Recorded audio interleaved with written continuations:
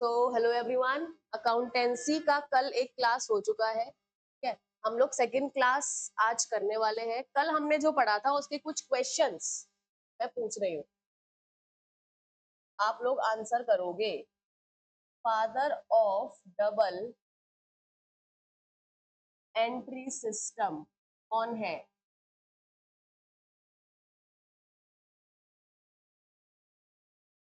Book in which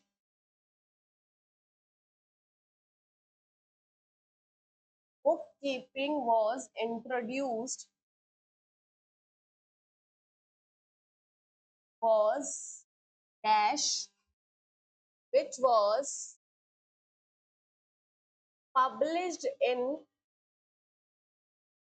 year कौन सा? ठीक है। Third,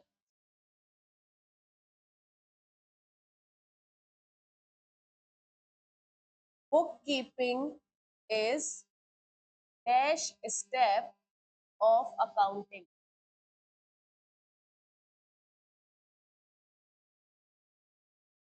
Fourth,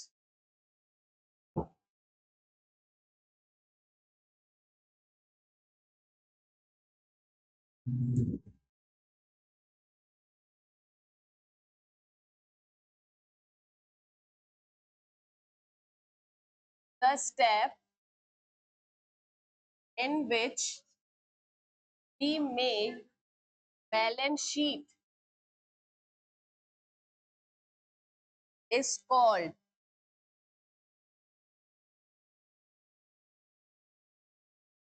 we record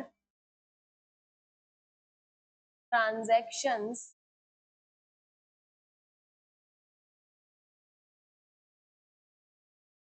that can be measured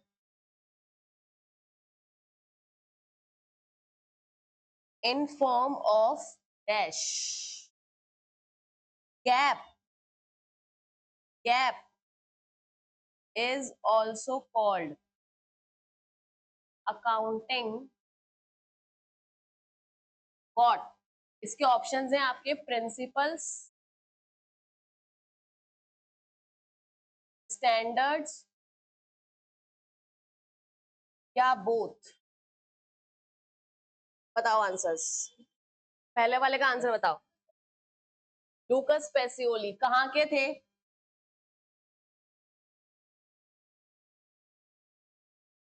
तो की थे इटली के। इटली के नहीं, इटली के। ठीक है, मैंने इटली बोल दिया था। चलो आगे बताओ, कौन सी बुक में इन्होंने इंट्रोड्यूस किया था बुक कीपिंग को?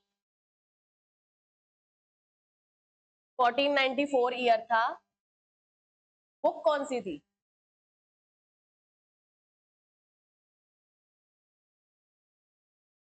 ये तो उसका पार्ट था। बुक थी समा दे अर्थमेटिका, जिसका एक पार्ट था जिसका नाम था कंप्यूटिस्ट के स्क्रिप्चरिस। ठीक है, इसमें उन्होंने अकाउंटेंसी के बारे में बात की थी। बुक कीपिंग इज प्रीवियस भी लिख सकते हैं, बेसिक भी लिख सकते हैं, फर्स्ट भी लिख सकते हैं और बेस भी लिख सकते हैं। Base step. ठीक है, okay. The step in which we make balance sheet. Balance sheet जो प्रोसेस था ना, अकाउंटिंग का प्रोसेस, उसमें कौन से वाले स्टेप में हम बैलेंस शीट बनाते हैं? अकाउंटिंग में बनाते हैं। अकाउंटिंग प्रोसेस का कौन सा स्टेप? हाँ, कौन से स्टेप में बनाते हैं? प्रोसेस बताओ, अकाउंटिंग का प्रोसेस। ये अकाउंटिंग का प्रोसेस है, खुद ही तो बोल रहे हो आप।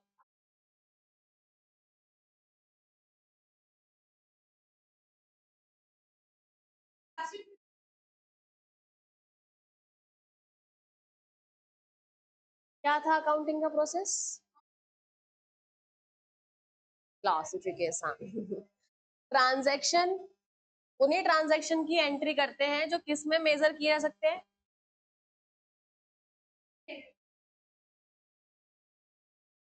गैप। गैप क्या है? अकाउंटिंग प्रिंसिपल्स है, अकाउंटिंग स्टैंडर्ड्स है या दोनों है?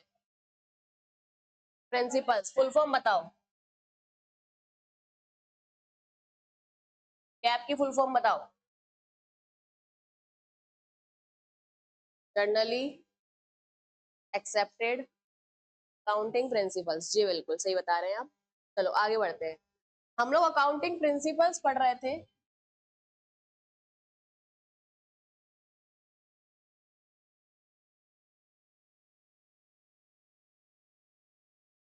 ठीक है, अकाउंटिंग प्रिंसिपल्स में हम 5 पढ़ चुके थे। पहला था आपका बिजनेस एंटिटी कंसेप्ट, पृथक अस्तित्व का सिद्धांत। दूसरा था money measurement concept.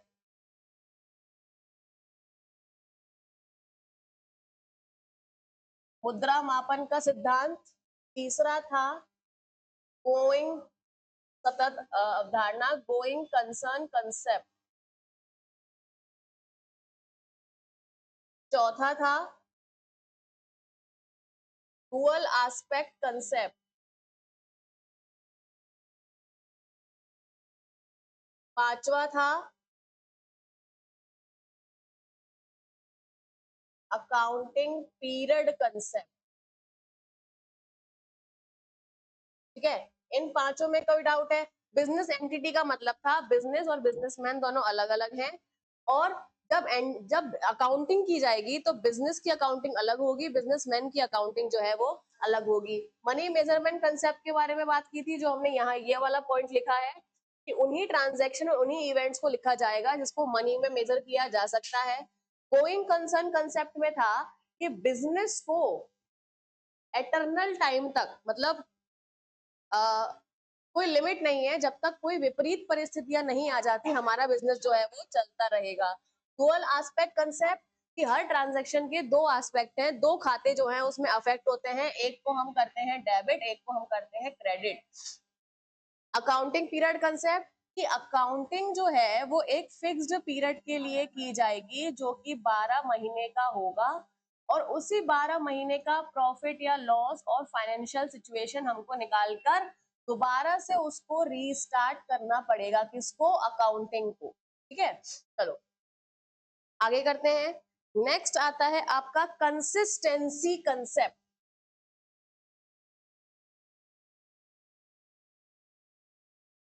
Consistency concept, consistency का मतलब क्या होता है?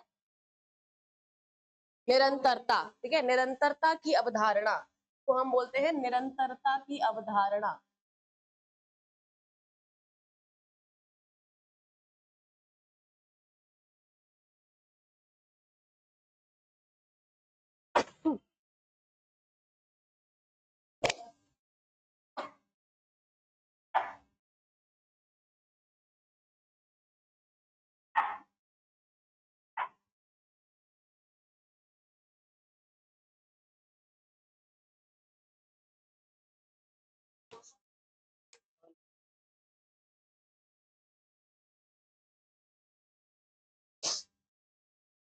निरंतरता की अवधारणा हमको ये बोलती है कि जो भी हम मेथड या टेक्निक या वे ऑफ अकाउंटिंग अपना रहे हैं,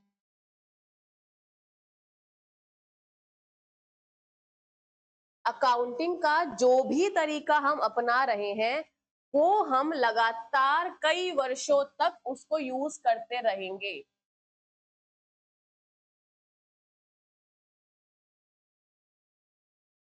एक लंबे पीरियड तक उसको यूज करते रहेंगे। जल्दी जल्दी जो मेथड, जो टेक्निक या अकाउंटिंग का हमारा सिस्टम है उसको हम चेंज नहीं करेंगे। उससे क्या फायदा होगा, क्या नुकसान होगा? सपोज एक होता है हमारा ये जो मेथड टेक्निक्स वगैरह ये सिस्टम है, एक होता है एक्रूअल एंड कैश बेसिस, एक होता है हमारा dual entry system and single entry system. और यूपी बोर्ड वालों को शायद याद होगा एक पहले हुआ करता था इंडियन सिस्टम। जिसमें कॉपी के पेज को मोड़ मोड़ कर उसमें ना एंट्री की जाती थी, है ना, कॉपी के पेज को मोड़ते थे, लाइनें नहीं खींचते थे। जी जी जी, उसी को बुक कीपिंग कहते थे पहले। अब सोचो, अगर आपने एक बार अक्रूवल अपना लिया, फिर अगले साल कैश वाला सिस्टम अपना लिया, इस साल आप डुअल एंट्री सिस्टम से काम कर रहे हो, फिर अगले साल आप सिंगल एंट्री सिस्टम से काम कर रहे हो, फिर 2 साल बाद फिर आपने चेंज कर दिया, फिर डुअल पे आ गए। इससे क्या होगा कि आपका बिजनेस कैसा ग्रो कर रहा है, आपके बिजनेस में क्या दिक्कतें आ रही हैं, कंपैरिजन करना टफ हो जाएगा, क्योंकि वहां पर उतना डेटा ही नहीं है जितना डेटा यहाँ पर है। डेटा वहां पर है, यहाँ पर आपने उससे कुछ कम कर दिया या इनकम्प्लीट कर दिया या कुछ चेंज कर दिया, तो वहां पर अलग सिस्टम, यहाँ पर अलग सिस्टम, कंपेयर करना मुश्किल हो जाएगा। एक प्रॉपर कंसिस्टेंसी होती है तो कंपैरिजन बहुत इजी हो जाता है। अब ये क्या होते हैं वो समझ लो। कैश बेसिस में हम सिर्फ कैश वाले ट्रांजैक्शंस की एंट्री करते हैं। कैश आया तो एंट्री होगी, कैश गया तो एंट्री होगी। लेकिन एक्रूवल में जो है वो हम कैश के साथ साथ क्रेडिट की भी एंट्री करते हैं, आउटस्टैंडिंग, प्रीपेड, मतलब कैश के अलावा और भी चीजें होती हैं। आउटस्टैंडिंग हुआ, प्रीपेड हुआ, अनुपार्जित हुआ, उपार्जित हुआ, मतलब एक्रूड हुआ, अनएक्रूड हुआ, उसकी भी एंट्री करते हैं एक्रूवल बेसिस में। उसकी भी एंट्री करते हैं एक्रूवल बेसिस में, लेकिन कैश बेसिस में सिर्फ कैश की एंट्री करते हैं। तो ऑब्वियस ही बात है, यहाँ पर हमको एक्यूरेट प्रॉफिट नहीं पता चलेगा, ठीक है। तो एग्जैक्ट हमारा एक्चुअल प्रॉफिट होगा वो कैन नॉट बी आइडेंटिफाइड, क्योंकि हो सकता है कि हमने वो पैसा कमा लिया है लेकिन हमें मिला नहीं है, मतलब एक्रूड है, या हमको वो पे करना अभी बाकी है और सामने वाले ने उसके लिए हमारा काम कर दिया है। जैसे एक महीने किसी ने जॉब कर ली है हमारे पास, लेकिन हमने उसको सैलरी नहीं दी है, तो इसमें तो उसकी एंट्री ही नहीं होगी, है ना, इसमें तो उसकी एंट्री ही नहीं होगी क्योंकि कैश नहीं गया, हम उसका पेमेंट नहीं किया। इसलिए एक्रूवल बेसिस में हमको एक्चुअल सिचुएशन पता चलती है कि क्या है, प्रॉफिट है, लॉस है, कितना प्रॉफिट है, कितना लॉस है, एक्सेट्रा। डुअल एंट्री कैश वाला, देखो, सपोज तुम किसी के यहाँ ट्यूशन पढ़ाते हो, किसी के यानी अपने यहाँ ट्यूशन पढ़ाते हो, ठीक है, तुम्हारे यहाँ 10 लोग आते हैं पढ़ने, ठीक, कुछ लोग हैं जो एडवांस में पैसा दे देते हैं, कुछ लोग हैं जो महीने के एंड में पैसा देते हैं, ठीक है। जो लोग एडवांस में पैसा दे चुके हैं वो तुम्हारी लायबिलिटी बन गए, क्योंकि वो अनएक्रूड पैसा है, तुमने अभी तक उसके लिए काम नहीं किया है, ठीक है। तो अनएक्रूड अमाउंट जो है, तो अनएक्रूड अमाउंट जो है वो हमारी लायबिलिटी है और हमें मिल चुका है, ठीक है। लेकिन अगर आपने पूरा महीना पढ़ा लिया, ठीक है, उस और अभी आपको पैसा नहीं मिला है, कि मेरे पास जब बच्चे पढ़ते थे तो ऐसे भी बच्चे थे जो मेरे को सिर्फ 50 रुपए देते थे, वो भी 2 महीने में एक बार, कभी उनको मिल जाता था वो थोड़े वैसे, तो मैं उसके लिए काम तो कर चुकी हूँ ना, वो मेरा इसी महीने का पैसा है ना, लेकिन मुझे मिला नहीं है। अगर मिला नहीं है तो इसमें तो एंट्री ही नहीं होगी कैश वाले बेसिस में, तो मुझे इस महीने का एक्चुअल प्रॉफिट नहीं पता चला, ठीक है। तो कैश बेसिस में सिर्फ उन्हीं ट्रांजैक्शंस या इवेंट्स की एंट्री होती है जो कैश में परफॉर्म किए गए हैं। उधार लेन देन का, प्रीपेड का, आउटस्टैंडिंग का, एक्रूड का, अनएक्रूड का एंट्री इसमें नहीं होती है। तो हमें एग्जैक्ट जो एक्चुअल प्रॉफिट या लॉस है वो हमें नहीं पता चलता, जो एक्रूअल बेसिस में चलता है, ठीक है। इसको बोलते हैं उपार्जित, उपार्जित प्रणाली, और उसको बोलते हैं नगद प्रणाली, ठीक है, हिंदी में। नहीं, इंडियन सिस्टम वहां है, मतलब ये अलग अलग बेसिस पर डिवाइडेड है, एक्रूवल और कैश बेस। अब यहाँ पे देखो, हाँ, डुअल सिस्टम में दो खाते इफेक्ट हो रहे हैं, किसी भी ट्रांजैक्शन में दो खाते इफेक्ट हो रहे हैं। डबल एंट्री सिस्टम हम उसी को बोलते हैं, ठीक है, डबल एंट्री सिस्टम भी बोलते हैं। तो यहाँ पर डेबिट और क्रेडिट दोनों की एंट्री की जाती है, तो वो डबल एंट्री सिस्टम है। सिर्फ एक साइड की ही एंट्री की जाती है, सिर्फ एक साइड की ही एंट्री की जाती है, तो वो सिंगल एंट्री सिस्टम है। और इंडियन सिस्टम में तो जी एक तो डेट ही चेंज हो जाती है, दिवाली से दिवाली चलता है, ठीक है, लिखने का तरीका चेंज हो जाता है, सब कुछ चेंज हो जाता है, ठीक है। तो आप जो भी सिस्टम अपना रहे हो, चाहे डबल एंट्री सिस्टम, चाहे सिंगल एंट्री सिस्टम, चाहे इंडियन सिस्टम, चाहे अप्रूवल सिस्टम, चाहे कैश बेसिस सिस्टम, आपको आपके सिस्टम में कंसिस्टेंसी बना के रखनी है लॉन्ग पीरियड के लिए, और जब तक बहुत ज्यादा रिक्वायर्ड ना हो आपको अपना सिस्टम चेंज नहीं करना है। ये कहती है निरंतरता की अवधारणा या कंसिस्टेंसी कंसेप्ट, ठीक है। आगे बढ़े, ओके, एक मिनट।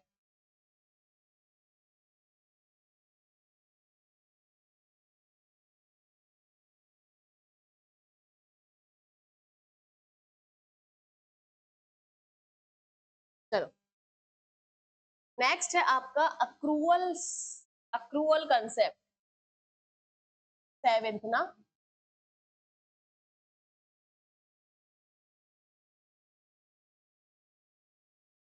उपार्जन की अवधारणा,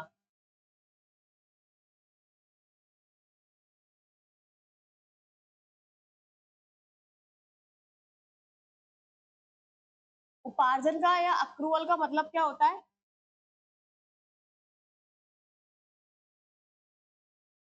अभी तक समझ में नहीं आया, अब आ जाएगा।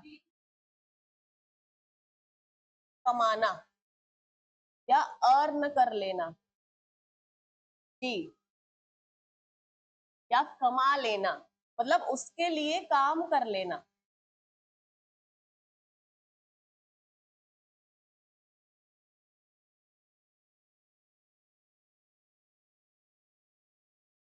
वो एक सिस्टम था जो यहाँ पढ़ा था ना, एक्रूअल बेस, ये अकाउंटिंग का एक सिस्टम था। और यहाँ जो एक्रूअल पढ़ रहे हो वो अवधारणा है, प्रिंसिपल है, ये दोनों अलग अलग चीजें। एक्रूअल का मतलब होता है अर्न कर लेना। अब जैसे आपने जो है सेल कर लिया, सेल कर लिया, ठीक है, सेल्स पर आपको मिलनी थी कमीशन, ठीक है। तो जैसे ही आपने सेल किया 1 लाख का, और अगर 10% से हिसाब से आपको कमीशन मिलती है, तो 10,000 रुपए आपकी कमीशन बन गई, ठीक है। लेकिन अभी आपको मिली नहीं है, लेकिन आप उसके लिए काम कर चुके हो, मतलब वो आपको मिलना फिक्स हो गई है, फिक्स भी हो गई है और बाकी भी है, ठीक है, मिलना बाकी है।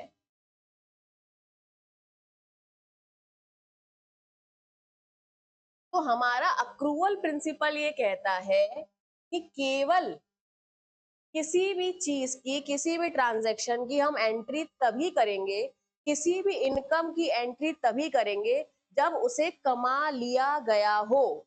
इनकम विल बी रिकॉर्डेड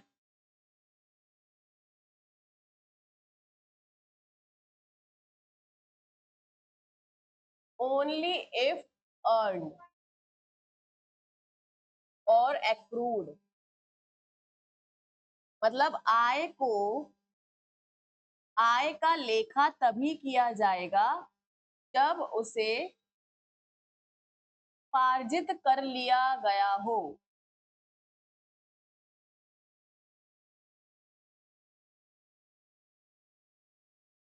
समझ में आया क्या? सिर्फ तभी एंट्री की जाएगी किसी भी इनकम की जब उसको कमा लिया गया हो, उसको अर्न कर लिया गया हो, उसको एक्रूड कर लिया गया हो। ईदर रिसीव्ड और नॉट,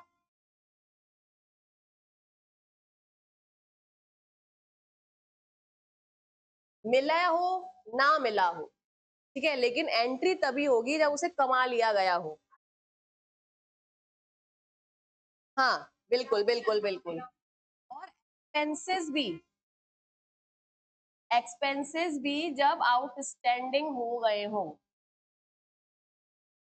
मतलब आपके यहाँ पर आपको जो पे करना था वो आप करना ही पड़ेगा। जैसे किसी को अगर ट्यूशन फीस देनी है तो वो 1 महीना पढ़ा चुका है, अब देनी ही पड़ेगी, ठीक है। या आपने किसी से परचेज किया था, आप उसका सामान यूज कर चुके हो तो उसको पेमेंट करना ही पड़ेगा। तो जब जो एक्सपेंसेस है वो भले ही आपने पे किए हो ना किए हो,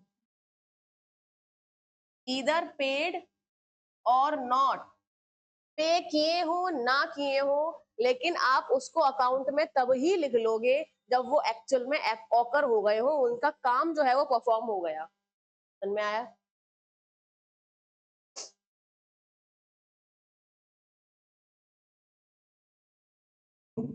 हिस्टोरिकल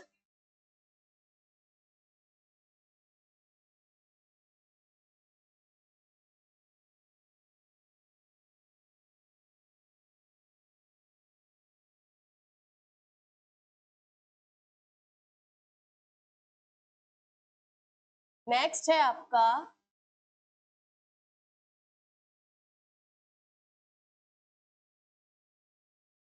हिस्टोरिकल कॉस्ट कंसेप्ट, या कॉस्ट कंसेप्ट भी बोल देते हैं, या हिस्टोरिकल कंसेप्ट भी बोल देते हैं, लागत अवधारणा।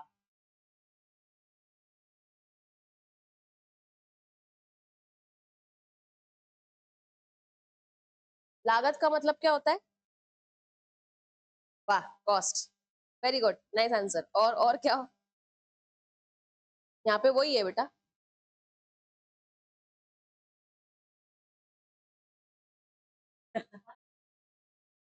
देखो, लागत यहाँ पर हिस्टोरिकल कॉस्ट की जो बात हो रही है वो परचेज वैल्यू ऑफ असेट की बात हो रही है।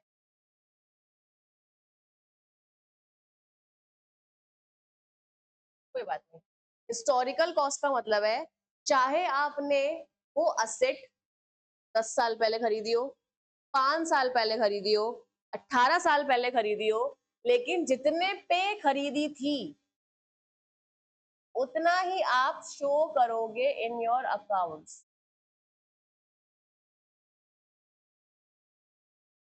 तो हिस्टोरिकल कॉस्ट कंसेप्ट ये बोलता है कि assets should be shown on the purchase value और the cost value of the asset. ठीक है, संपत्तियों को उसके लागत मूल्य पर ही दिखाना है। संपत्तियों को या संपत्तियों का लेखा लागत मूल्य पर किया जाएगा।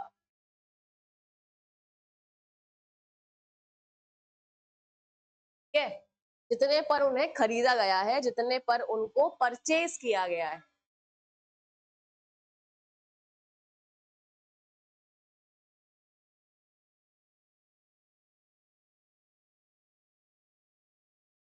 नॉट इन्फ्लुएंस्ड बाय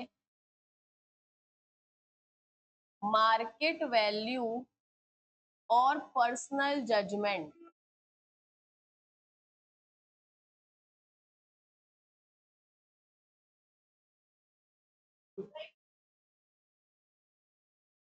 जी बिल्कुल, ठीक है।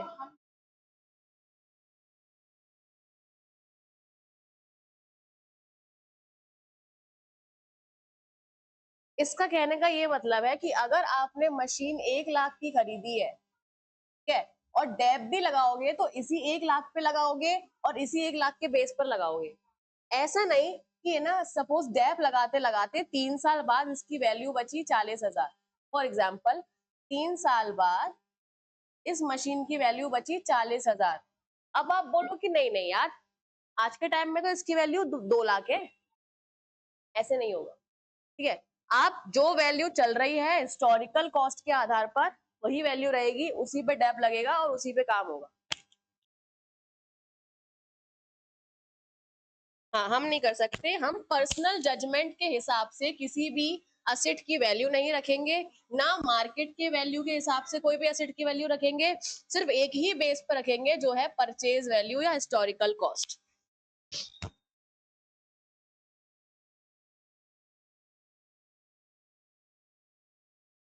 नेक्स्ट प्रिंसिपल है आपका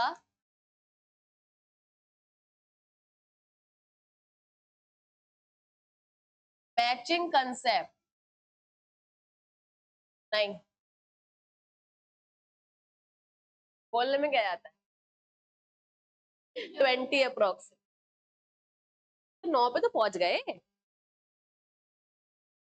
बस देखो, मैचिंग कंसेप्ट ये बोलता है कि किसी एक पीरियड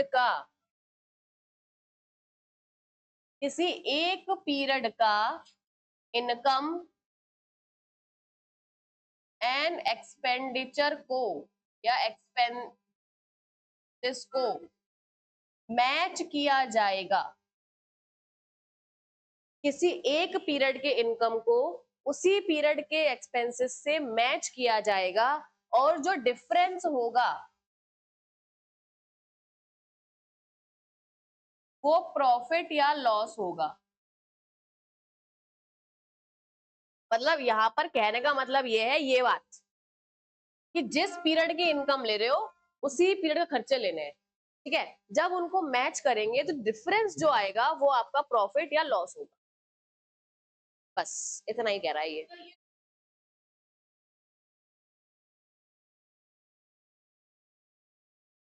कम नहीं, इनकम को एक्सपेंसेस से मैच करके देख रहे हैं कि क्या डिफरेंस आ रहा है, इसलिए मैचिंग कंसेप्ट है ये।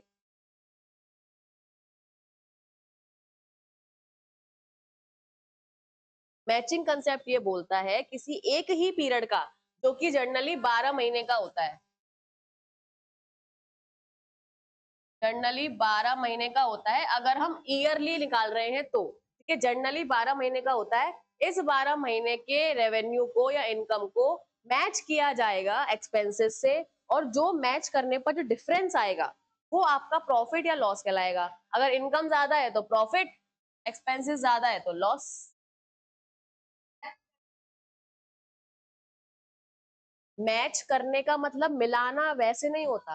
मैच करने का मतलब है टैली करना कि कितना इनकम है कितना एक्सपेंडिचर।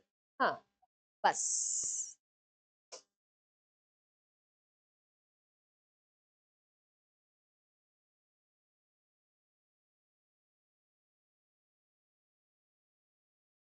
नेक्स्ट प्रिंसिपल है आपका फुल डिस्क्लोजर प्रिंसिपल।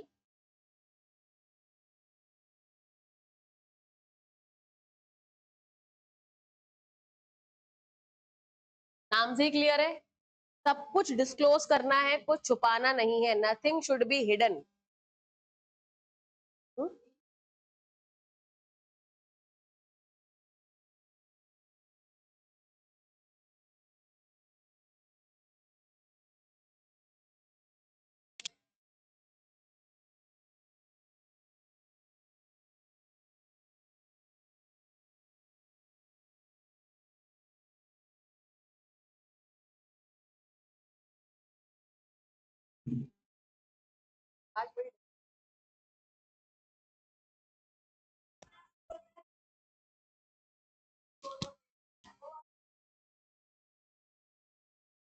डिस्क्लोज करना सब कुछ।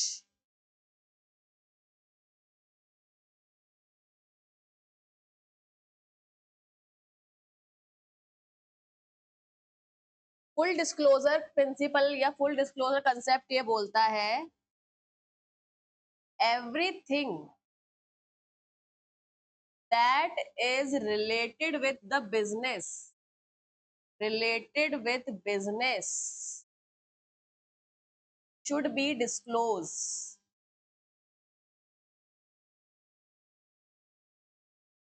Nothing should be hidden. कुछ भी छुपा हुआ नहीं होना चाहिए।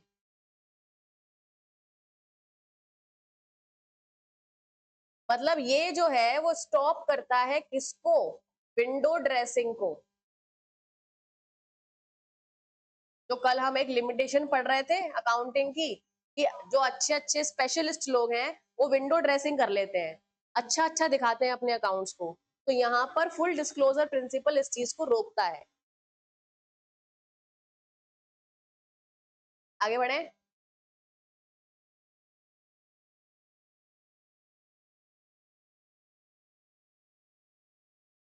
is related with the business should be disclosed.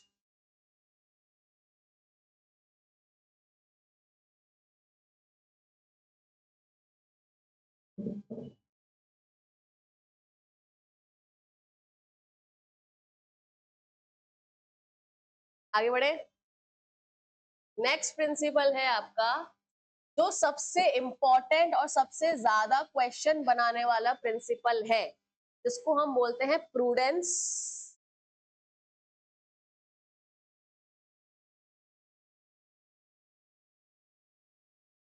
Prudence principal या कंजर्वेटिज्म, प्रिंसिपल ऑफ कंजर्वेटिज्म या कंजर्वेटिज्म कंसेप्ट। ठीक है, ये बोलता है कि बेटा जब अकाउंटिंग कर रहे हो तब आपको ख्याली पुलाव नहीं बनाने। ख्याली पुलाव या मुंगेरी लाल के हसीन सपने, जो ये कहावतें यूज होती हैं,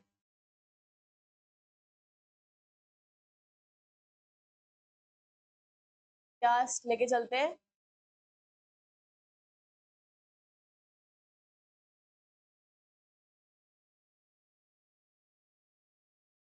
यही बात है ना कि वहां पर एक बेस है आपके पास, आप किसी बेस पर बात कर रहे हो कि ये कॉस्ट लगी थी, अब ये लग सकती है, अब हम इसको कम यहाँ से कर सकते हैं, ऐसे कर सकते हैं।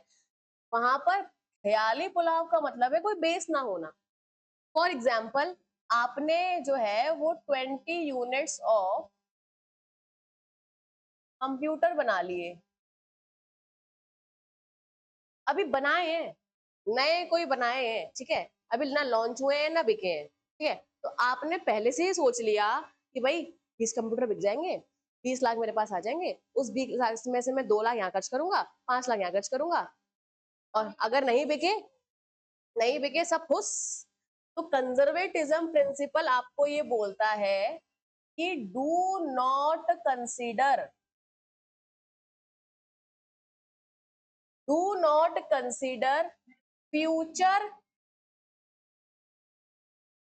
Future expected income as income. भविष्य में होने वाली अनुमानित आय को आपको अभी से ही आय नहीं मान लेना है, बट भविष्य में होने वाले लॉसेस के लिए अभी से काम करके चलना है। Provide for all expected future losses. भविष्य में होने वाली अनुमानित हानियों के लिए अभी से प्रावधान करके चलना है। ठीक है, तो जो भी हम प्रोविजंस बनाते हैं, जो भी हम प्रोविजन बनाते हैं, जो भी हम रिजर्व बनाते हैं, जो भी हम पहले से ही कुछ रिजर्व करके रखते हैं, ठीक है, कहीं पर इन्वेस्टमेंट करके रखते हैं। जैसे हमें पता है कि हमने डिबेंचर इशू किए, ठीक है, हमको 10 साल के बाद उनको पे करना है, 10 साल के बाद उनको रीपे करना है, ठीक है, तो रीपे करने के लिए हम अभी से सिंकिंग फंड बना लेते हैं, सिंकिंग फंड बना लेते हैं ना, कि हर साल प्रॉफिट का एक हिस्सा निकाल के इसमें डालते जाएंगे ताकि 10 साल बाद हमको इकट्ठा ना निकालना पड़े। ठीक है, तो फ्यूचर में होने वाले खर्चों और फ्यूचर में होने वाले नुकसान के बारे में तो अभी से काम करो, लेकिन फ्यूचर में होने वाली इनकम, फ्यूचर में होने वाले जो प्रॉफिट है, प्रॉफिट उनको अभी से मत मानो। ठीक है, एक चीज आपने पढ़ी होगी कि जो स्टॉक होता है, क्लोजिंग स्टॉक, उसकी जो बुक वैल्यू होती है या वैल्यूएशन होती है जो हम बुक में लिखते हैं, वो या तो उसकी बुक वैल्यू या तो उसकी मार्केट वैल्यू जो भी लीस्ट होती है उसको लिखा जाता है। ये चीज पता है कि स्टॉक की जो हमारी क्लोजिंग स्टॉक है उसका जो एक्चुअल में प्राइस है वो और जो मार्केट में प्राइस है वो दोनों में से जो कम होता है उसकी एंट्री की जाती है क्लोजिंग स्टॉक की। ये तो पता है वो क्यों की जाती है, इसी की वजह से कि अगर हम ज्यादा वाली पे कर लें फिर वो कम वाली पे बिके तो लॉस हो जाएगा ना, और अगर हम कम वाली पे करेंगे फिर ज्यादा बिक जाए तो क्या प्रॉफिट है, क्या दिक्कत है, कोई दिक्कत नहीं है ना, प्रॉफिट ही है हमारा। लेकिन फ्यूचर में अगर नुकसान हो रहा है तो उसको अभी से नुकसान मान के चलो, और फ्यूचर में अगर प्रॉफिट हो रहा है तो अभी से उसको प्रॉफिट मत मानो। ये बोलता है कंजर्वेटिज्म प्रिंसिपल या प्रूडेंस प्रिंसिपल या प्रिंसिपल ऑफ कंजर्वेटिज्म। प्रिंसिपल्स में से जब भी क्वेश्चन आते हैं ना, तो एक ना एक क्वेश्चन ये इसमें से डाल ही देते, 5 स्टार लगा लेना इसको। लिया, ठीक है।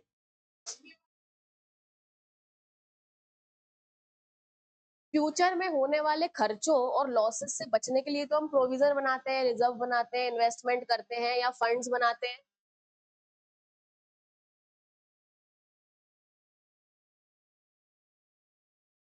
है ना, ये चीज है।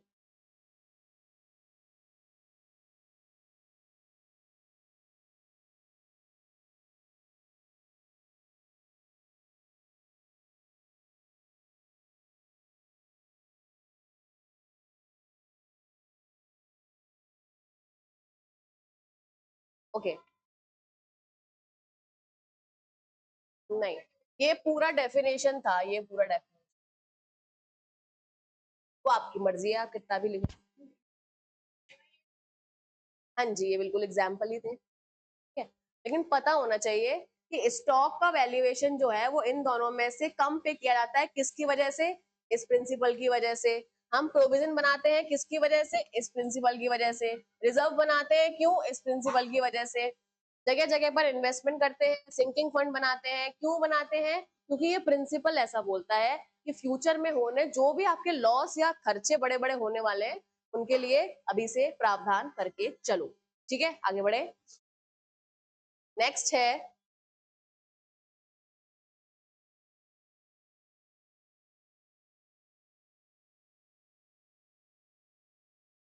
Materiality concept.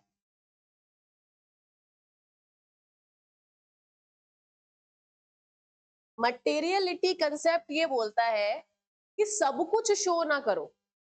मतलब ऐसा नहीं कि आप 10 रुपए की किसी को चाय पिला रहे हो वो भी लिख दो, ठीक है, या कोई है ना अपने स्टाफ को जो है वो नाश्ता करा रहे हो वो भी लिख दो, ठीक है, टीचर्स डे पे टीचर्स को गिफ्ट दे दिया है वो भी लिख दो, छोटा मोटा गिफ्ट दे दिया, चॉकलेट खिला दिया वो भी लिख दो। ऐसा नहीं, ठीक है। ये बोलता है सिर्फ उन्हीं चीजों को लिखो, only those should be disclosed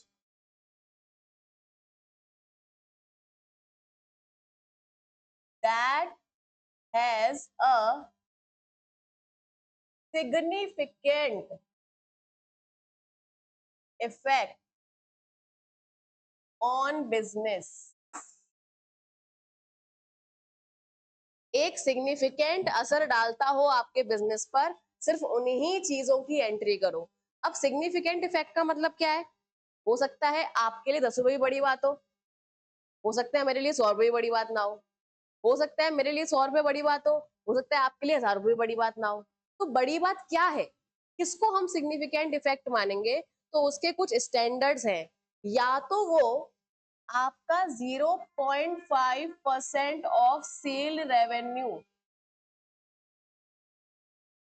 0.5% कम से कम या उससे ज्यादा भी हो सकता है। अगर सेल का 0.5% या उससे ज्यादा का इफेक्ट डाल रहा है कि आपकी सेल ही है जी 1000 रुपए, ठीक है, और आप जो है वो 50 रुपए का किसी को चाय नाश्ता करवा दे रहे हो, तो ये कितना परसेंट हो गया इसका, देखो 5% हो गया ना। तो सिग्निफिकेंट इफेक्ट है, यहाँ 50 रुपए भी असर डालेगा, ठीक है। या फिर या फिर 5% ऑफ नेट इनकम हो,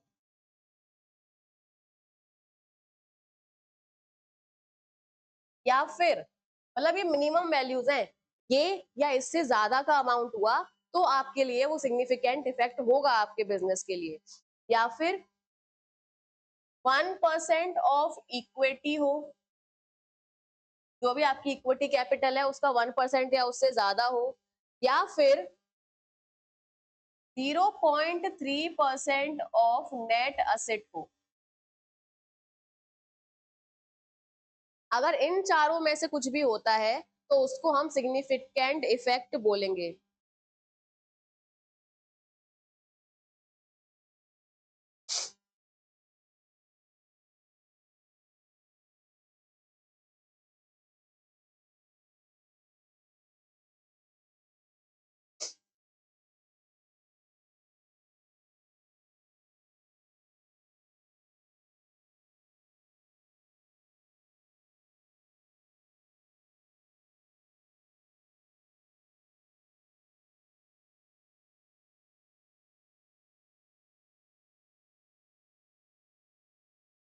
चलो लास्ट प्रिंसिपल करते हैं, इनकम रियलाइजेशन प्रिंसिपल। देखो होने को ना बहुत सारे हैं, लेकिन हमें से वो पढ़ने हैं जो हमारे लिए सिग्निफिकेंट है, ठीक है। होने को तो बहुत सारे हैं, आप बनाने को ये बना लो कि आप 32-35 तक बना सकते हो, ठीक है। क्योंकि ये प्रिंसिपल कोई सेट ऑफ रूल्स थोड़ी है, ये प्रिंसिपल वो चीजें हैं जो बहुत टाइम से लोग अपनी अकाउंटिंग में प्रैक्टिस कर रहे थे और धीरे धीरे लोगों ने उसको एक्सेप्ट कर लिया। जैसे मुगलों के आने पर महिलाओं को घूंघट करना कोई सेट ऑफ रूल नहीं है, ठीक है, लेकिन वो उनके आने पर क्योंकि डेंजर था इसलिए उनको छुपा कर रखा गया था महिलाओं को, हमारी रीतियों में तो था नहीं, ठीक है। तो धीरे धीरे धीरे वो प्रैक्टिस में आ गया, आज उसको हमारी संस्कृति से जोड़ दिया गया है कि भारतीय संस्कृति ये कहती है। That is not like that. अगर भारतीय संस्कृति ये कहती होती तो माता रानी आपको घूंघट में दिखती, ठीक है। आपको जो भी भगवान है उनमें प्रायोरिटी फीमेल को नहीं मिलती, सीताराम, राधा कृष्ण, देवकी नंदन, ठीक है, या यशोधा नंदन, या आपके ऐसे ही हैं सारे, ठीक है। तो गैप जो है, जो आपके जर्नली एक्सेप्टेड अकाउंटिंग प्रिंसिपल्स है, वो सेट ऑफ रूल्स नहीं है, वो ऐसी चीजें हैं जो बहुत लंबे टाइम से प्रैक्टिस में है और लोगों ने उसको जर्नली एक्सेप्ट कर लिया है कि मेरे परदादा करते थे, फिर दादा करते थे, फिर पापा करते थे, अब मैं भी उसी हिसाब से अकाउंटिंग करता हूँ, ठीक है। लेकिन जो मेन वाले हैं वो आपको पढ़ने हैं, ठीक है, वरना कंफ्यूज हो जाओगे। जैसे मेटरिटी कंसेप्ट आपको नहीं समझ में आता है एक बार वैसे पढ़ने में बिना पढ़े, ठीक है। ओके, इनकम रियलाइजेशन कंसेप्ट ये बोलता है कि इनकम को तभी इनकम मानो, इनकम को तभी इनकम मानो जब वो रियलाइज हो जाए, मतलब वसूल हो जाए, वो वसूली की अवधारणा भी कहते हैं। देखो हो सकता है आपने कुछ सेल किया हो, वो आपका डेटर बन गया, लेकिन बैड डेट्स नाम की भी तो चीज होती है ना। तो अगर पता नहीं क्यों चले जाते हैं, अगर बैड डेट हो गया तो इसलिए डेटर्स आने पर भी उसको इनकम नहीं मानना है जब तक उसका पैसा हमको नहीं मिल जाता, ठीक है।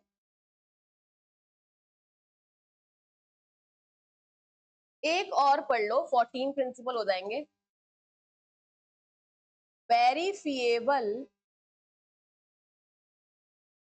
ऑब्जेक्ट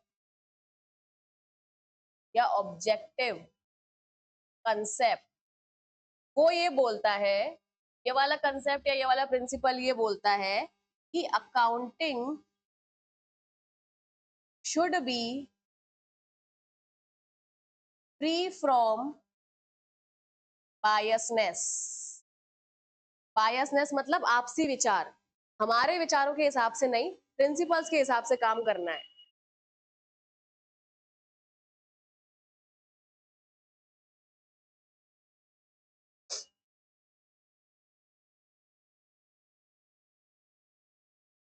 किसी प्रिंसिपल में कोई डाउट? ये थे 6 आपके। बिजनेस एंटिटी मतलब बिजनेस और बिजनेसमैन अकाउंटिंग के पर्पज से अलग अलग होंगे। मनी मेजरमेंट कंसेप्ट, जो मनी में नाप सके उसी की एंट्री होगी। गोइंग कंसर्न कंसेप्ट, बिजनेस लंबे समय तक चलता रहेगा, कभी खत्म नहीं होगा।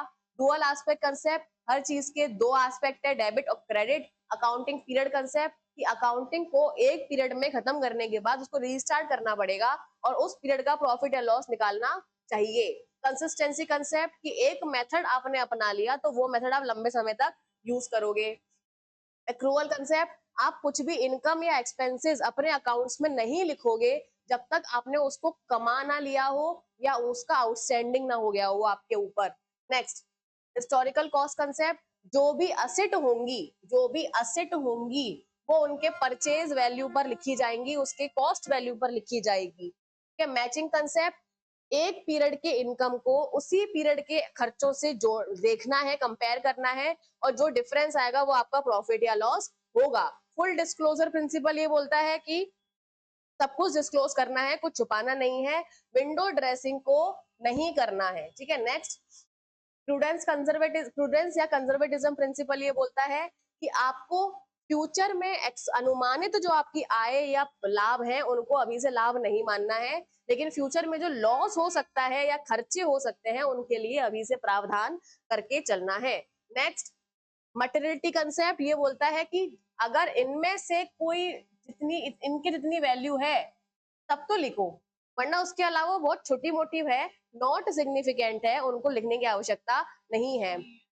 इनकम रिलेशन कंसेप्ट ये बोलता है, या वसूली की अवधारणा इसको हम हिंदी में बोलते हैं, वसूली की अवधारणा,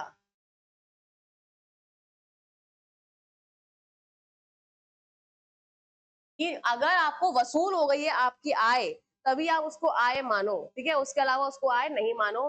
वेरिफिएबल ऑब्जेक्ट कंसेप्ट, कि आपका जो ऑब्जेक्टिव है, आपका जो उद्देश्य है वो निश्चित होना चाहिए पहले से ही, और बायसनेस के साथ में काम नहीं करना है। These were are principle of accounting. Partiality,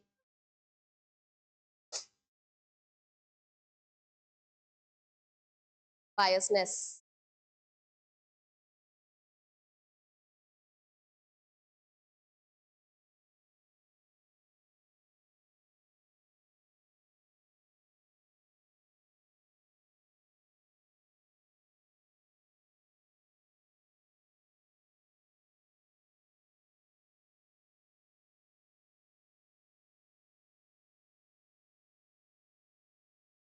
full disclosure वाला,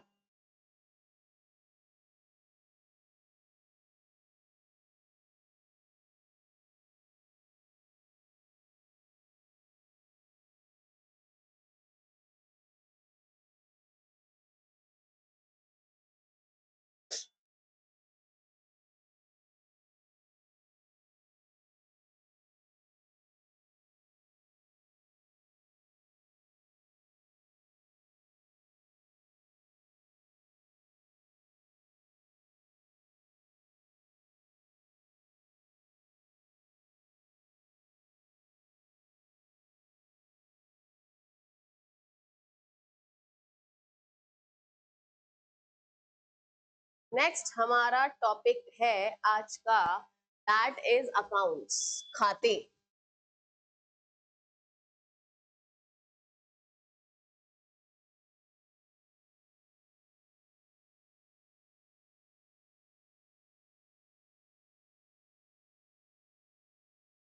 अकाउंट्स या खाते, हम अभी तक ये पढ़ते हुए आ रहे हैं कि किसी भी ट्रांजैक्शन में दो खाते इफेक्ट होते हैं, किसी भी ट्रांजैक्शन में दो जगह असर पड़ता है, एक को डेबिट कर रहे हैं एक क्रेडिट कर रहे हैं। तो जी खाते क्या है, मतलब खाते क्या है, नहीं, लोग खाते क्या है वो नहीं, खाते या अकाउंट्स क्या होते हैं, खाता क्या होता है, उसके बारे में पढ़ेंगे, ठीक है। तो अकाउंट्स जो है वो दो तरीके से अब आपके पास पढ़े जाते हैं, पहले सिर्फ एक ही तरीका था। एक है आपका ट्रेडिशनल अप्रोच,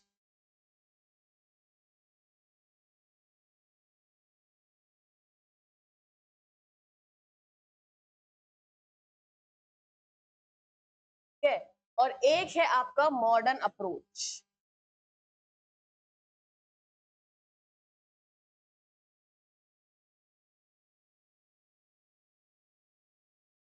ट्रेडिशनल अप्रोच जो आप हमेशा से पढ़ते हुए आए हो, जो था जी पर्सनल अकाउंट,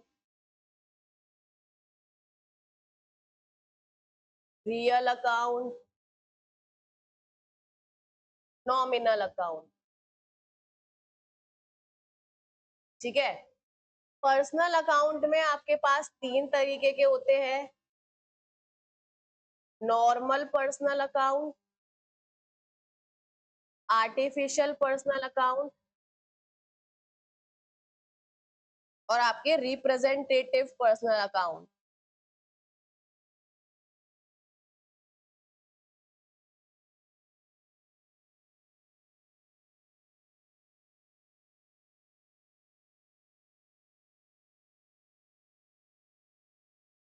अच्छा, इन दोनों को मिलाकर, अच्छा इस तरह से क्लासिफिकेशन कर लेते हैं,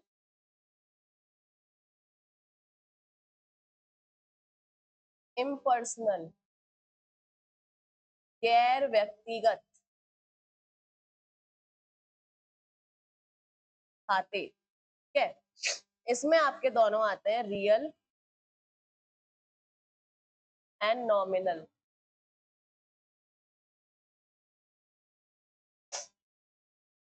अब इनकी एक्सप्लेनेशन देखते हैं। जी बिल्कुल, आर्टिफिशियल। देखो, पर्सनल अकाउंट जो किसी पर्सन से रिलेटेड हो,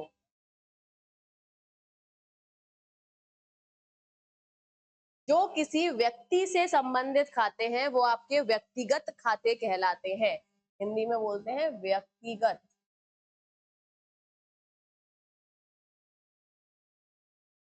ठीक है। अब पर्सन अगर सच्ची का पर्सन हो, सही में वो इंसान हो कि जी राम का खाता है, श्याम का खाता है, मोहन का खाता है, जॉन का खाता है,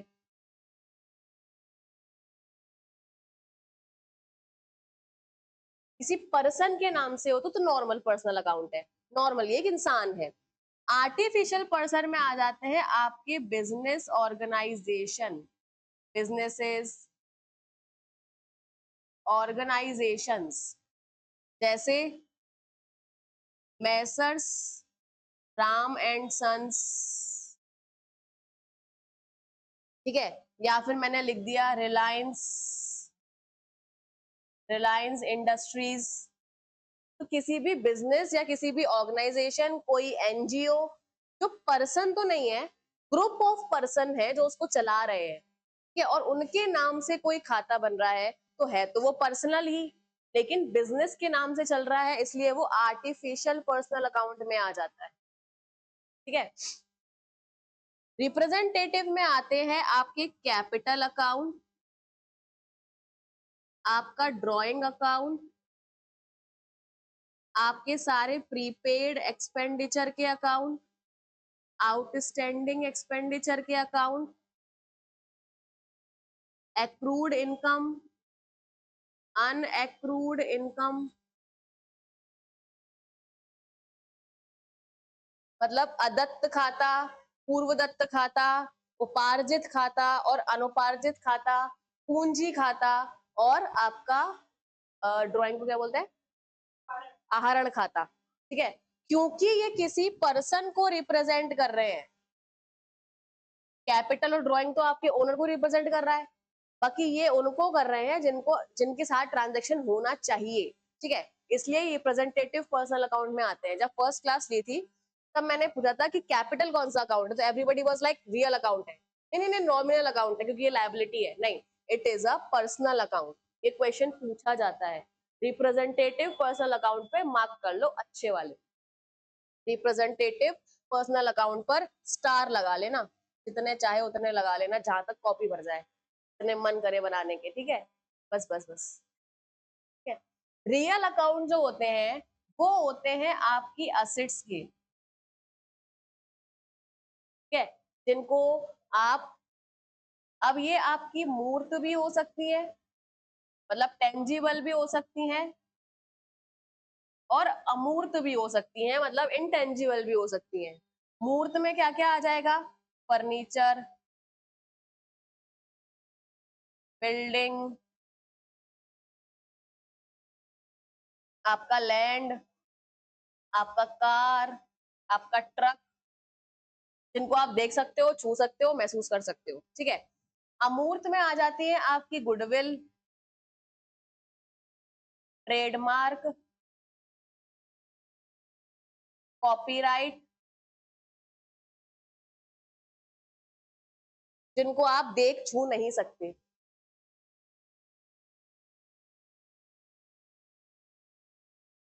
फील तो ये भी होती है, अच्छी गुडविल है हमारी मार्केट में, बस देख और छू नहीं सकते।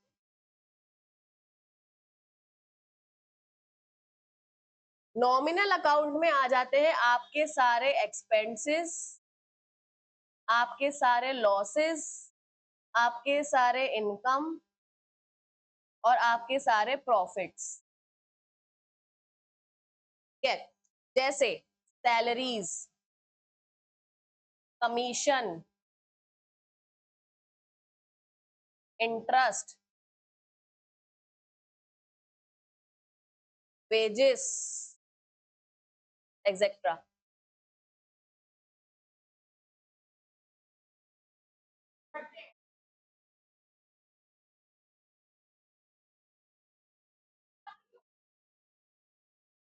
नाम मात्र इसलिए हुए क्योंकि ये कहीं पर फिजिकल फॉर्म में एग्जिस्ट नहीं करते, नाम मात्र के खाते हैं। हटा ही नहीं रही जी, ट्रेडमार्क कॉपीराइट। अब जो मॉडर्न अप्रोच आपकी चलती है वो अप्रोच आपके 5 अकाउंट बताती है। इनको मैं एक तरीके से याद करवाऊंगी। LIC ये एक साथ चलते हैं, ठीक है, और AE या EA जैसे भी मान लो वो एक साथ चलते हैं। ये है आपका लायबिलिटीज, ये है आपकी इनकम, ये है आपका कैपिटल, ये है आपकी असेट्स और ये है आपके एक्सपेंडिचर, ठीक है। देखो इसको आपको याद करना है। LICDD, LIC करवाने के लिए आपने बैंक से एक DD बनवा के दिया, ठीक है। इसका मतलब क्या है कि लायबिलिटीज, इनकम और कैपिटल ये तीनों डेबिट कब होंगे? जब डिक्रीज होंगे, समझे? LIC मतलब लायबिलिटीज, इनकम और कैपिटल ये तीनों डिक्रीज जब होंगे तब डेबिट होंगे और इंक्रीज जब होंगे तब क्रेडिट होंगे।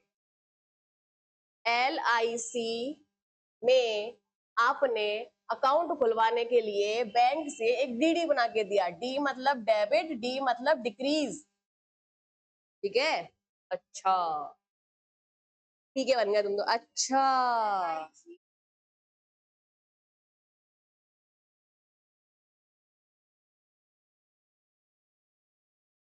और असेट और एक्सपेंडिचर जो है ये डेबिट कब होंगे?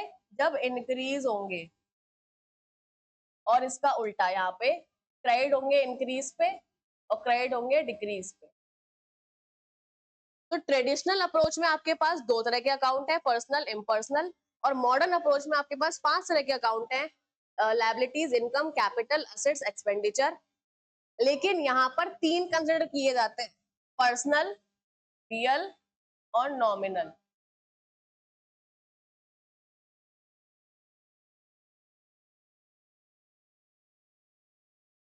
असेट्स और एक्सपेंडिचर ये है कि असेट जब इंक्रीज होंगी तब डेबिट होंगी। बिल्डिंग हमारे पास आई तो डेबिट ना, बढ़ गई, और बिल्डिंग हमारे हमने बेची तो डिक्रीज हुई तो क्रेडिट हो जाएगी।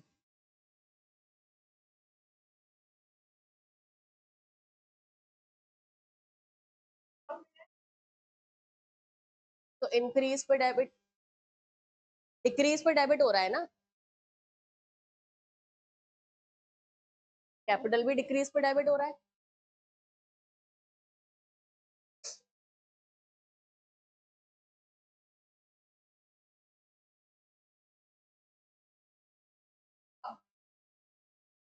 जब ये डिक्रीज होगी तब इसको डेबिट करेंगे, जब इंक्रीज होगी तब इसको क्रेडिट करेंगे, ये बात लिखिए वहां, क्योंकि ये रूल है।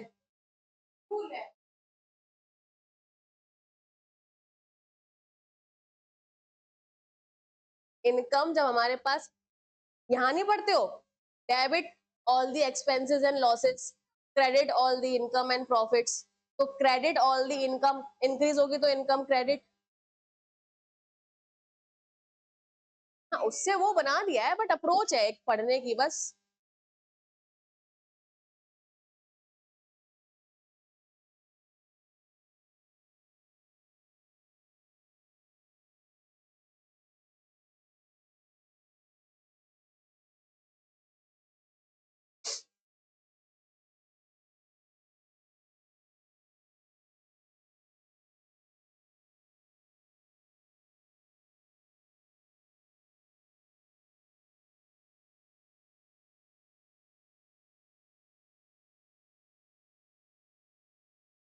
अब हमारा जो पर्सनल अकाउंट है,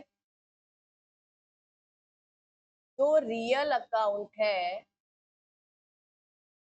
जो नॉमिनल अकाउंट है, इनका डेबिट क्रेडिट रूल क्या है जी, बताना जरा। पर्सनल अकाउंट को डेबिट कब करेंगे और क्रेडिट कब करेंगे? Same with real and nominal.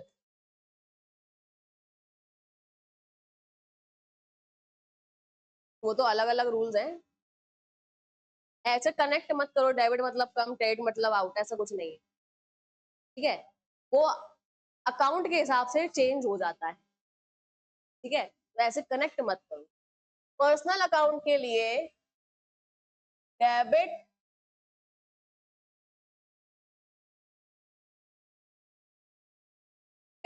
The receiver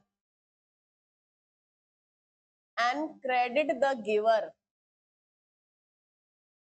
देने वाले को क्रेडिट करेंगे, पाने वाले को डेबिट करेंगे, ठीक है? रियल अकाउंट में debit what comes in, credit what goes out. जैसे कैश है, अगर हमको रिसीव हो रहा है तो डेबिट होगा, हम पे कर रहे हैं तो क्रेडिट होगा, ठीक है? Nominal account, debit all the expenses and losses and credit all the income and profits। मतलब अगर हम सैलरी पे कर रहे हैं तो सैलरी अकाउंट डेबिट होगा, सैलरी अकाउंट डेबिट होगा। लेकिन अगर हमें इंटरेस्ट रिसीव हो रही है तो इंटरेस्ट क्रेडिट होगी, ठीक है?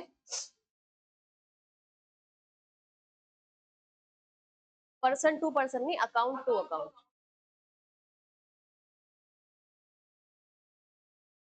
अगर राम हमें कुछ पे कर रहा है, जैसे 10,000 पेड बाय राम, राम ने हमको पे किया, ठीक है? तो आ जाएगा, कैश हमारे पास आ रहा है तो कैश हो जाएगा डेबिट, और क्योंकि राम दे रहा है, राम इज द गिवर, तो राम का अकाउंट हो जाएगा क्रेडिट, ठीक है? तो किसी भी चीज का इफेक्ट जानने के लिए पहले हमको ये पता होना चाहिए कि कौन से दो अकाउंट इफेक्ट हो रहे हैं, कौन से दो अकाउंट इफेक्ट हो रहे हैं, वो अकाउंट कौन से हैं, फिर हम उन पे डेबिट या क्रेडिट का रूल लगाएंगे।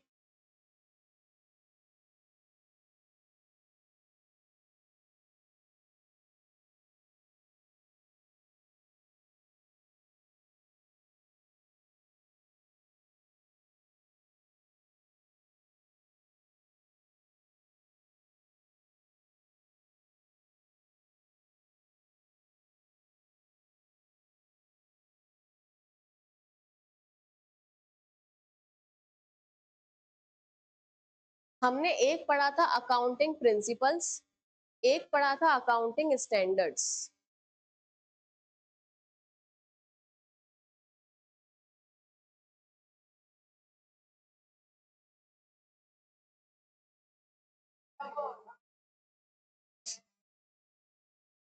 एक हमने पढ़े थे अकाउंटिंग प्रिंसिपल्स, जो हम 14-15 प्रिंसिपल पढ़ चुके हैं, ठीक है? एक थे अकाउंटिंग स्टैंडर्ड्स, सिद्धांत नहीं, मानक, अकाउंटिंग स्टैंडर्ड्स, लेखांकन मानक।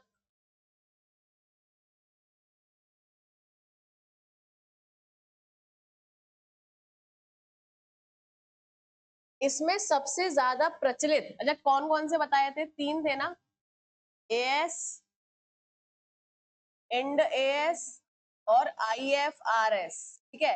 इसका फुल फॉर्म बताना। इंटरनेशनल फाइनेंशियल रिपोर्टिंग अब पता है यहाँ पे कंफ्यूज करने वाली बात क्या आती है,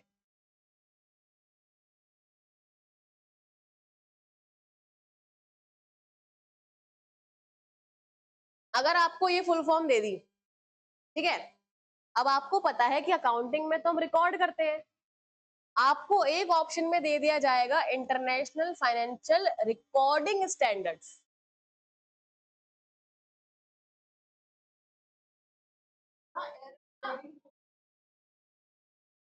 ये सही है। हाँ, क्योंकि हमें पता है कि अकाउंट्स में तो हम ट्रांजैक्शन को रिकॉर्ड करते हैं, है ना, तो रिकॉर्ड वर्ड भी यहाँ पर आपको दिया जा सकता है to create a confusion in your examination, ठीक है। अब ये होते क्या है, IFRS international financial reporting standards international accounting standard board ने बनाए हैं, पहली बात तो by international accounting standard board ने बनाए हैं, और ये मोस्ट कॉमन है, मतलब सबसे ज्यादा मोस्टली जगहों पर यही यूज होते हैं, ठीक है। अब कुछ ऐसे अकाउंटिंग स्टैंडर्ड्स हैं जो आपको पता होने चाहिए,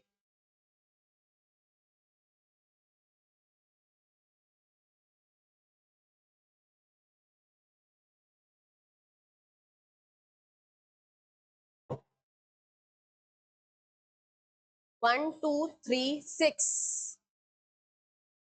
AS1 AS2 AS3 AS6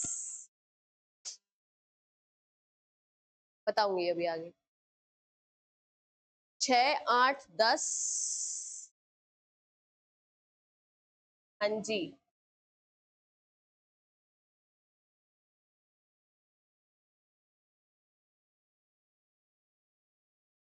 14 21 11,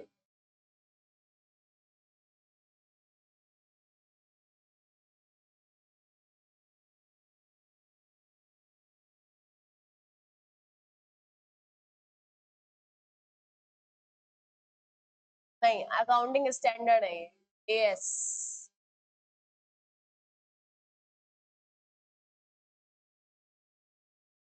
international accounting standard board.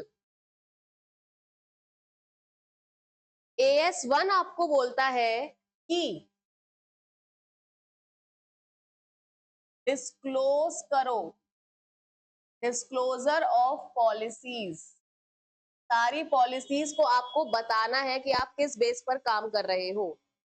AS2 आपको बोलता है वैल्यूएशन ऑफ स्टॉक, और स्टॉक की वैल्यूएशन हम कौन सी वैल्यू पे करते हैं, बुक वैल्यू या मार्केट वैल्यू, दोनों में से जो कम हो, ठीक है, ये अभी हमने बात करी थी, कोई डाउट है, बुक वैल्यू या मार्केट वैल्यू जिस कम हो उस पे करते हैं। अकाउंटिंग स्टैंडर्ड 3 पे स्टार लगा लेना, ये बोलता है कैश फ्लो स्टेटमेंट के बारे में।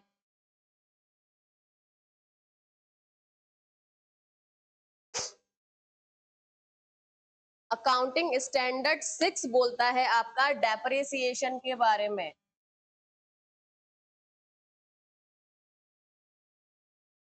अकाउंटिंग स्टैंडर्ड 8 बोलता है आपका रिसर्च एंड डेवलपमेंट के बारे में,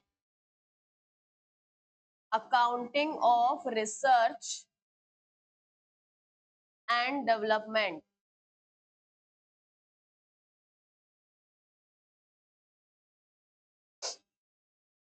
अकाउंटिंग स्टैंडर्ड 10 आपका बोलता है अकाउंटिंग ऑफ फिक्स्ड असेट्स के बारे में, ये AS है, AS इंड AS के भी कुछ इंपॉर्टेंट लिखवाऊंगी मैं, लेकिन अभी नहीं। Accounting standards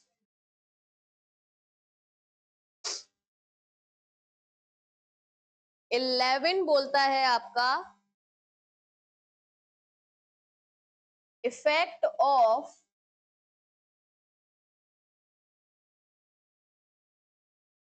change in foreign exchange rate, विदेशी विनिमय दर के परिवर्तित होने पर जो असर पड़ रहा है आपके अकाउंट्स पर, उसका आप लेखा कैसे करोगे उसके बारे में बोलता है।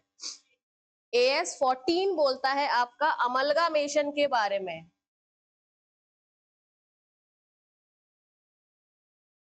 अमलगामेशन ऑफ कंपनीज,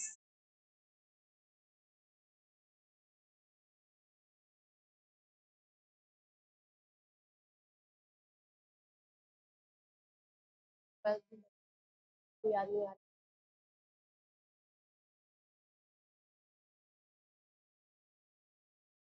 भूल गई मैं भी, छोड़ो, बता दूंगी। इसमें भी स्पेशली क्रय प्रतिफल के बारे में बात की जाती है कि जब कंपनीज का अमलगामेशन होगा, कंपनी जब आपस में मिलेंगी, तो उनका जो क्रय प्रतिफल होगा, मतलब ये जो बड़ी कंपनी है वो छोटी कंपनी को कितना पे कर रही है मिलने के लिए, ठीक है, तो उसका लेखा कैसे किया जाएगा। और AS 21 बोलता है आपका combined balance sheet of holding and subsidiary company.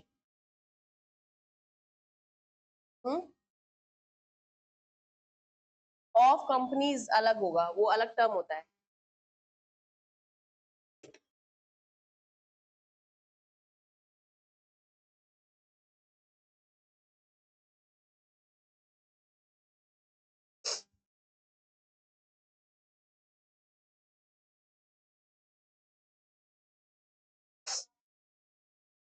विलय, विलय विलय हो जाना, मिलना नहीं, विलय। हाँ हाँ, उसका मतलब तो मिलना होता है, पर एग्जैक्ट टर्म इज विलय, कंपनियों का विलय।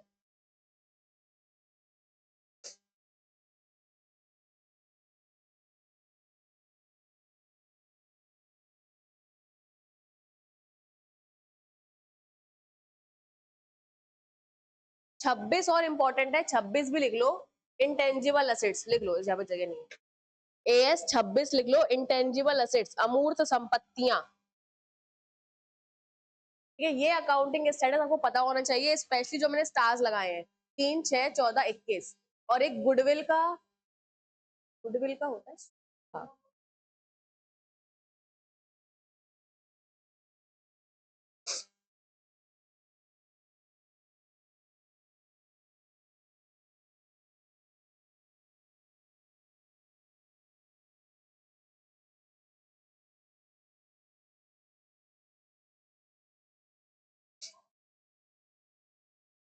क्या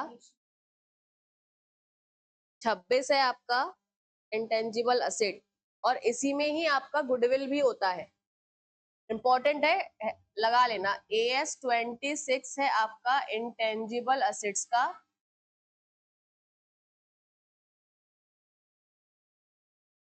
और इसी में गुडविल भी आती है, गुडविल भी इंटेंजिबल असेट ही तो है।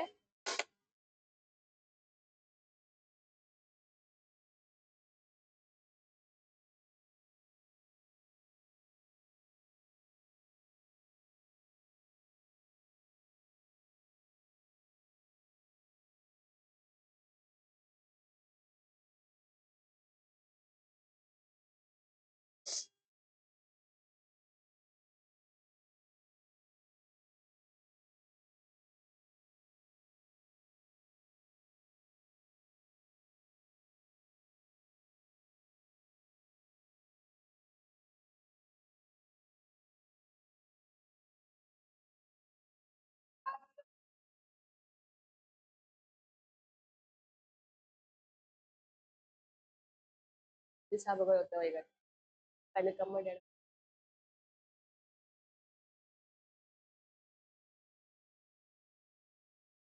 चलो आगे बढ़े।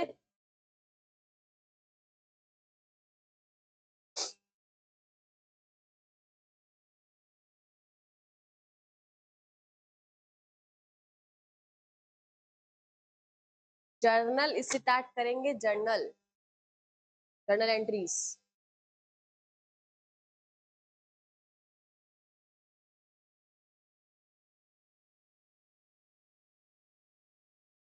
चलो उससे पहले कुछ क्वेश्चंस बता दो। IFRS stands for,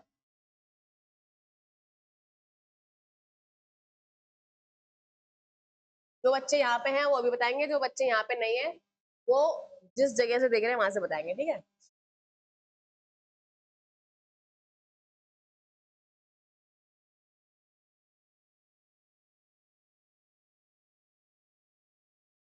IFRS stands for, AS stands for international financial reporting standard, सही बात है। और AS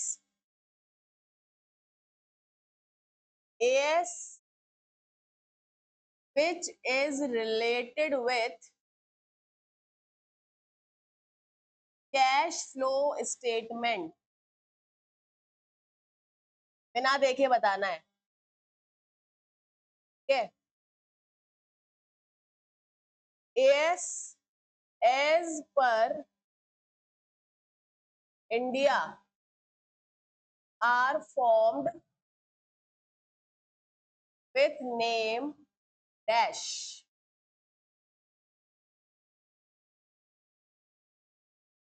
इंडिया AS नहीं है, इंडिया नहीं है, इंडियन है। जी बिल्कुल।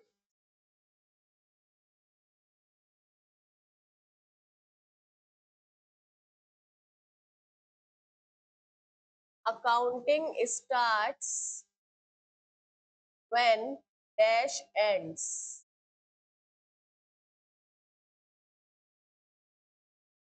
Lucas Pacioli was a dash from dash। कौन थे लूकस पेसियली, प्रोफेशन से कौन थे और कहां से थे?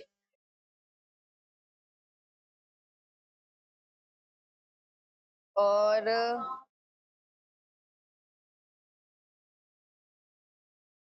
Valuation of stock is done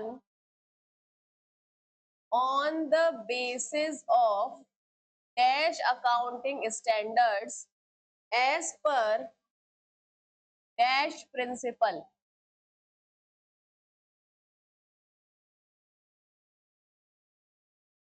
We make balance sheet every year on the basis of dash principle।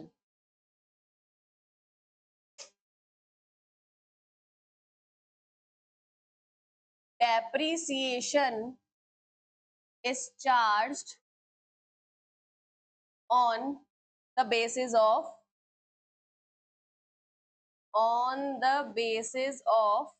dash principle। Principle बोला है, स्टैंडर्ड नहीं, होश में रहो।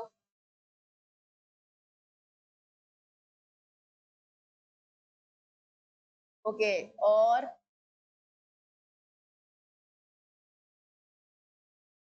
Accounting standards, accounting equation, accounting equation is shown by dash on the basis of dash principle। ठीक है, accounting equation is shown by dash. यहाँ पर आपको ट्रेडिंग P&L या बैलेंस शीट बताना है और कौन से प्रिंसिपल के बेस पर अकाउंटिंग इक्वेशन बनती है वो बताना है। चलो पहले का तो आपने बताया था, इंटरनेशनल फाइनेंशियल रिपोर्टिंग स्टैंडर्ड्स किसने बनाए हैं? IA, international accounting standard board के। अकाउंटिंग AS क्या है? Accounting standards. Cash flow statement बनाते हैं हम AS 3 के बेस पर। और बताओ फोर्थ का आंसर जल्दी। इंड एएस या इंडियन अकाउंटिंग स्टैंडर्ड्स। और बताओ, accounting starts when book keeping ends.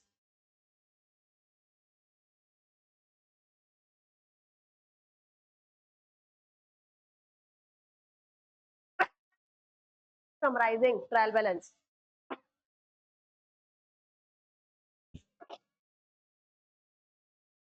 Summarising जो है वो इसका लास्ट स्टेप है, जिसमें हम ट्रायल बैलेंस बनाते हैं, ठीक है। और अकाउंटिंग हम एनालाइजिंग से स्टार्ट करते हैं और कम्युनिकेशन पे खत्म करते हैं।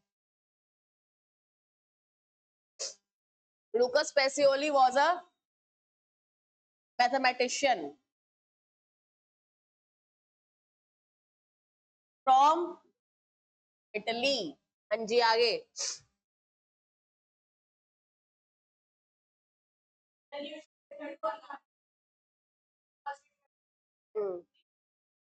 ना 3 ना 6, और बताओ। 3 अभी तुमने कैश फ्लो बोला है ऊपर।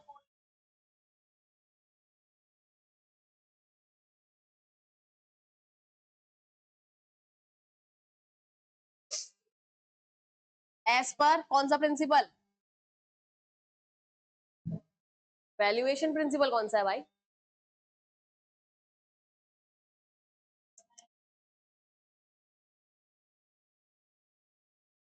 बताओ बताओ। कंजर्वेटिज्म या prudence? We make balance sheet every year on the basis of which principle?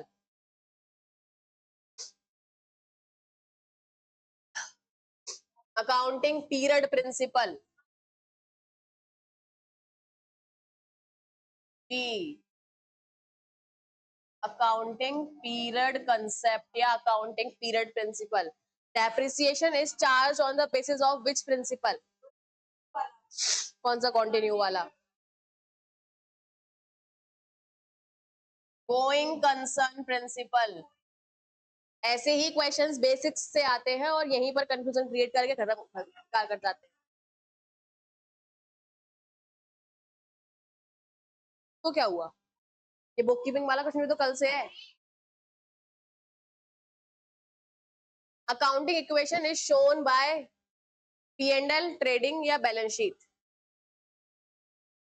Accounting equation जो होती है आपकी, वो किसके द्वारा प्रदर्शित की जाती है? व्यापार खाता, लाभ हानि खाता या आर्थिक चिट्ठा?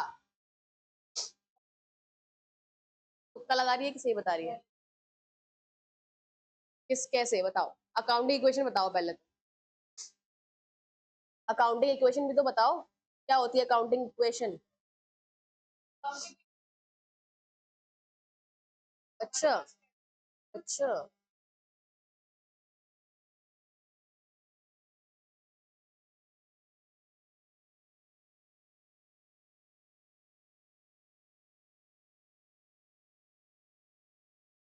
अकाउंटिंग इक्वेशन होती है asset is equals to liability plus capital, कल भी बताया है। वो शो होती है आपकी बैलेंस शीट से।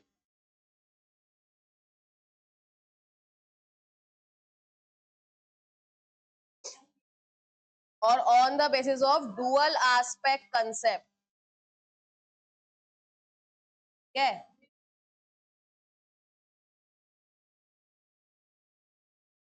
प्रिंसिपल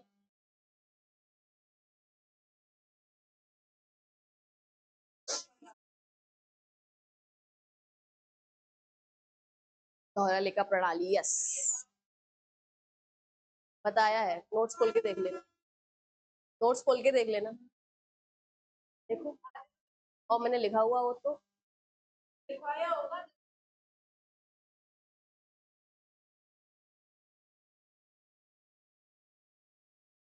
ठीक है।